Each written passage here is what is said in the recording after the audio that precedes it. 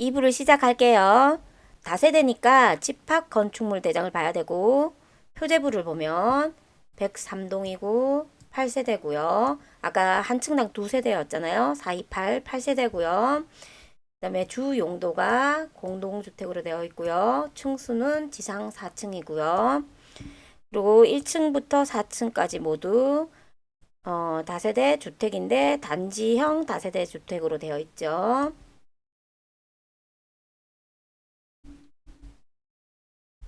그리고 사용 승인일을 보면 2016년 8월 24일로 되어 있네요. 만 8년이 다 돼가죠. 건축물 대장 전유부를 보면요. 103동 102호고요.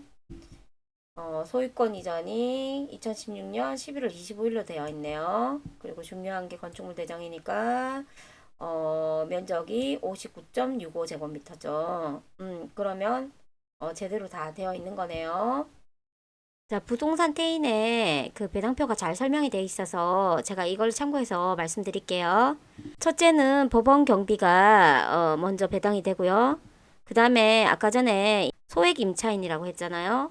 자, 이 기준이 어떻게 되냐면 담보물건인 근저당의 날짜 2016년 11월 25일을 기준으로 주택임대차 소액 보증금 범위하고 우선 배당금 한두 표를 보면 5천만 원 이하에 1,700만 원까지 우선 변제된다 하거든요.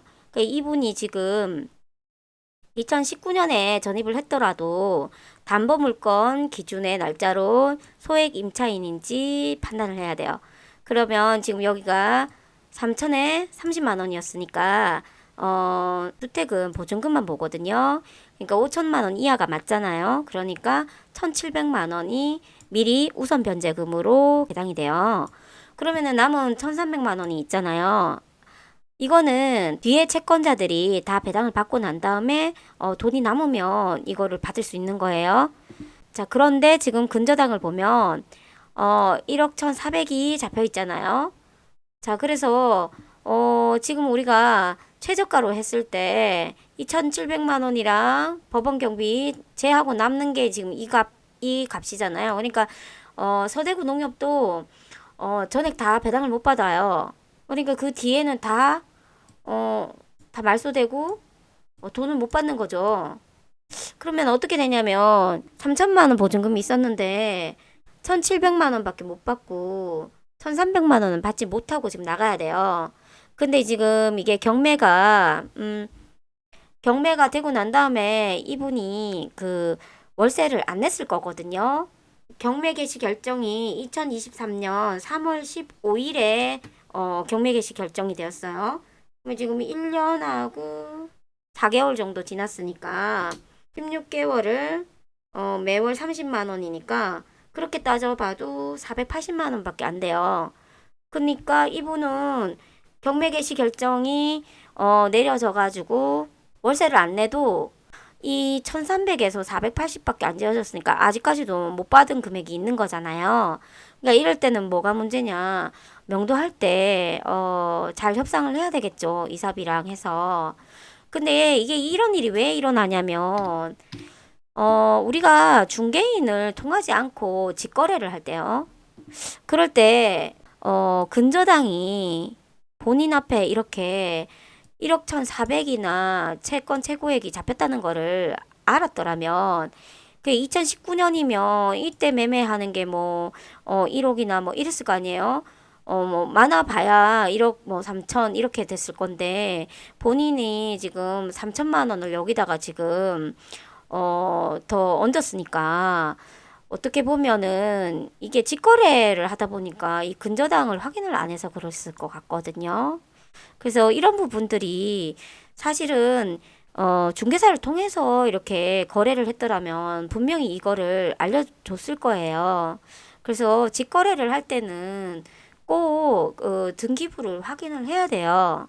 그래서 우리가 이 경매 같은 거 하면서도 이런 것들 분석을 잘 하면 평상시에 우리가 살아갈 때 위험 요소를 조금은 피해서 다 갈 수가 있지 않을까요? 근데 보면 여기 승강기 없다고 하네요. 승강이 있는데. 크크. 자, 태인 경매에 정리가 또 잘 돼 있어가지고 한마루 숲타운 동일번지 낙찰 내역이에요. 자, 여기 보다 보면 여기에 보면 자, 여기 보면 104동 1층 102호 2023년 5월 19일이죠. 자, 우리가 103동 102호잖아요. 동만 다르고 같은 1층인 거예요. 1층이면서도 102호. 현관 들어오자마자 그 102호의 현관이 보이는 조건이 같죠. 여기가 어떻게 됐냐면 7,564만 100원에 낙찰이 되었어요. 자, 응찰 1명. 자, 그러니까 요게 좀 기준이 되겠죠. 다른 거는 층이 다 다르고 동이 달라요. 3층이고 2층이고 3층이고 4층이고 2층이고 이게 일단 1층 아니고 다른 층들은 그 뭐 현관 들어와서 바로가 아니기 때문에 지금 외부 현관 들어와서 바로 이 102호의 현관이 보이기 때문에 사생활 노출이 좀 된다 이 말이죠. 그게 조금 이 다세대 주택의 단점이거든요. 근데 그거하고 가장 유사하게 104동인데 1층 102호니까 얘가 기준이 될 수 있어요. 우리가 근데 최저 입찰가가 얼마죠? 8,330만 원이잖아요. 그쵸? 근데 지금 다른 거 보면 다른 층들도 자, 2023년도에 이게 많이 지금 경매가 나왔어요. 다 보면 8,188만 원, 그다음에 8,500, 8,500, 9,300 이렇게 된단 말이에요. 그러니까 어떻게 보면 요 1층이니까 1층이고 거기다 102호니까 응찰을 사람들이 많이 안 할 수가 있거든요. 그래서 만약에 실거주로 내가 꼭 여기에 살아야겠다. 그러신 분들은 이번에 입찰을 하는 게 맞고요. 그게 아니다. 나는 그냥 조용하게 나만의 세컨하우스가 필요해. 바다 보이는데 낚시도 하고, 그리고 저기 덕구 온천 가서 몸도 좀 지지고 뭐 스노클링도 바다에서 하고 싶고 그렇다 그러면은 굳이 지금 입찰할 필요는 없죠. 월세를 받는 것도 마찬가지예요. 왜냐면 조금 저렴하게 낙찰을 받아야 또 저렴하게 팔 수가 있잖아요. 지금 보면은 뭐 1억에 팔리고 1억 천에서 1억 뭐 2천에 팔린다고 해도 실제 금매로도 또 나오거든요. 나올 거거든요. 그러니까 세컨하우스를 생각하시는 분들은 그리고 또 월세 거기서 월세를 또 받겠다. 왜냐면 이게 지금 시세 차익은 크게 없거든요. 울진 쪽은. 그러니까 그냥 세컨하우스랑 월세 받는 거로 시세 차익은 생각하지 말고 생각하고 지금 이 물건을 봐야 돼요. 그리고 실거주를 원하는 분이다. 그러면은 한 번 더 기다렸다가 하면은 이제 낙찰이 될 수도 있으니까 이번에 그냥 입찰을 하는 게 어떻게 보면 맞죠. 그래서 일단은 이렇게 좀 정리를 해요. 자, 제가 오랜만에 유튜브 하면서 그래프를 오랜만에 그려봐요. 자, 가로축은 입찰가고요. 세로축은 수익률이에요. 월 임대료를 2천에 35, 2천에 40, 2천에 45를 받을 때 수익률이 어떻게 되는지 한번 그래프를 그려봤어요. 자, 최저 입찰가가 이번 회차에 8,330만 원이잖아요. 그리고 한번 유찰되고 난 다음에 아까 전에 그 같은 동일번지 낙찰 그 104동 1층 102호 그때 저기 낙찰가가 7,500만 원 조금 넘었죠. 그래서 7,500만 원으로 만약에 우리가 입찰을 해서 낙찰을 받는다면 수익률이 어떻게 되는지를 한번 그래프를 그려봤어요. 자, 8,330만 원 지금 회차의 최저가로 하게 되면 수익률이 자, 여기로 따라가면 되죠. 그죠? 여기 따라가면 7.58% 정도 되네요.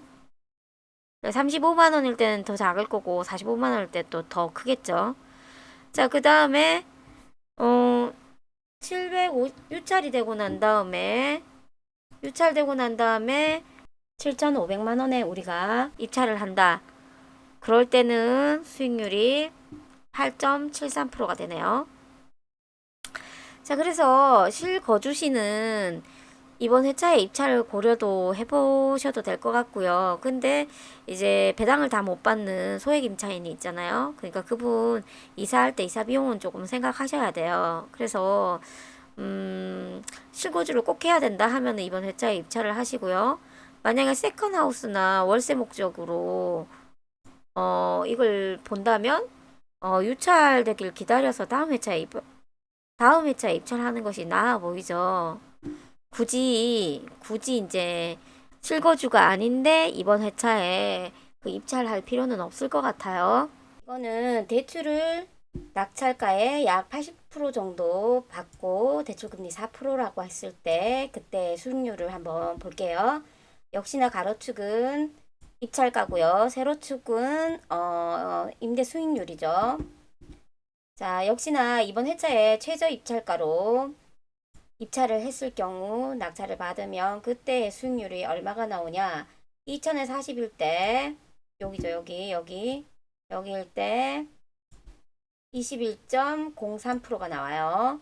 그리고 이번 회차에 안 하고 또 유찰이 되었을 때 그래서 유찰 후에 우리가 7,500으로 만약에 입찰을 한다. 그리고 2000에 40을 받는다. 그러면은 자, 수익률이 30% 나오네요. 자, 근데 이거 우리 대출 받는 거는 개인 따라 다르잖아요. 그리고 이거 주거용이라서 물론 이 물건에 대해서는 LTV를 적용하겠지만 그것도 뭐 다주택이냐 아니냐 규제 지역이냐 아니냐 뭐 이런 거 막 따지잖아요. 그러니까 그 LTV나 DSR 같은 경우는 기존에 있는 대출도 어떻는지 보는 거거든요. 그래서 이게 개인 따라 다 달라요. 그렇기 때문에 우리가 수익률을 이야기할 때는 이렇게 대출 받는 걸로 해가지고 수익률을 말하기보다는 그냥 바로 앞에서 제가 말씀드린 것처럼 대출을 안 받는다고 생각하고 그때의 수익률을 따져보는 게 그 부동산에 대해서 더 정확하게 아는 거가 되겠죠. 자, 낙찰 후 명도와 대출과 세금에 대해서 잠깐 언급해 드릴게요. 배당금을 다 배당받지 못하는 소액 임차인이 있죠. 자, 이분은 이사비 협의를 통해서 명도를 원만하게 해야 하고요. 자, 그 다음에 공동주택 가격이 2024년 1월 1일 기준으로 7,570만 원이니까 1억 이하예요. 그래서 다주택자들도 취등록세는 1.1%가 되죠. 자, 월세 수익을 받는 경우에는 임대사업자를 내지 않을 경우에는 내년 5월에 분리과세 신고를 해야 되죠. 자, 일괄 15%를 적용을 받는데 공제가 또 된단 말이에요. 자, 40만 원을 우리가 한 달에 받으면 480만 원이 1년치 금액이잖아요. 그 중에서 공제액을 빼고 나머지 금액에 대해서 15%니까 그렇게 큰 금액은 아니에요. 그리고 이거는 주거용이니까 주거용 대출 같은 경우는 개인 사정에 따라서 다르니까 주거래은행이나 경락대출 명함에 나오는 번호로 연락을 한번 해봐야겠죠. 주거용은 LTV랑 DSR을 다 적용하니까요.